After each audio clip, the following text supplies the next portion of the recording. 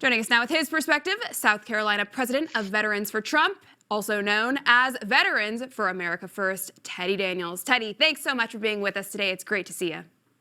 Allison, great to see you. Thanks for having me on. Boy, this is going to be a good one today. This is going to be a good one. I'm excited to dive in. Teddy, I want to know, what do you make of the leaked documents? Could this leak actually be a strategic leak as part of some sort of psychological operation?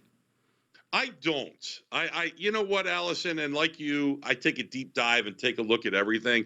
First off, on Zelenskyy, okay? I can't take a guy serious who runs around and plays a piano with his ding-dong, all right? And he's getting all these billions of dollars from the U.S. to go buy more mansions. Mm-hmm. The guy's a joke, all right? And you take a look at our administration, and we are a joke. Do I think that we're heading towards World War III?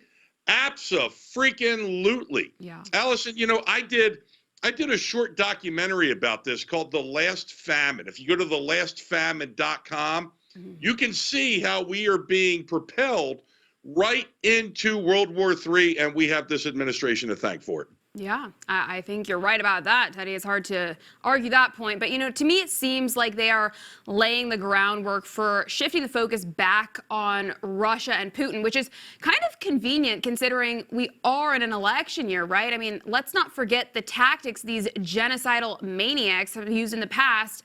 But we all forget about planned events or false flags, which we've seen before act as sort of catalysts to manufacture consent from the masses to go to war. What are your thoughts on that? Well, I'll tell you this.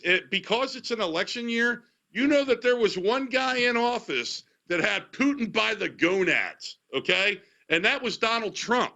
So this talk of World War III, I think personally, is only going to help Donald Trump.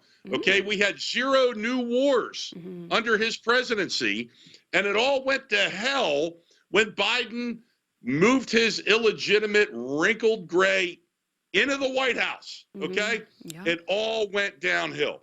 Our only savior right now for world peace, unfortunately, is Donald J. Trump, because he has proven that he can do it, okay? He's a tough negotiator. He gets things done. Where the Biden administration, they are just complete and total pushovers. Yeah, well, that's for sure. Our other savior aside from Trump is Jesus. I pray he comes back before we have to deal with any of this. But in the meantime, yes, Trump would be. You know what I mean. You know what I mean, Alice. I just had to throw it in there. I had to throw it in there. But yes, I know what you mean, Teddy. Either way, I think it's important to note the globalists are definitely banging the war drums here as the weapons manufacturers rub elbows in Davos and they tell the world we all need to come together. I mean, these people have no intentions on de-escalation because that would be bad for business, right? I mean, we have to keep in mind who's really benefiting from any war, right?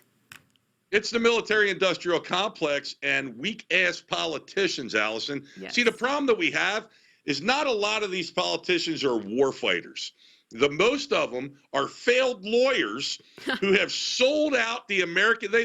Am I wrong? No, you take a look at Congress. It's the land of failed lawyers. All right, and these are people who have sold out America for their own personal wealth and large donations from the military-industrial complex. That's exactly what happened. Yeah, I think you're right, Teddy. That's pretty much sums it up. I like your analysis there.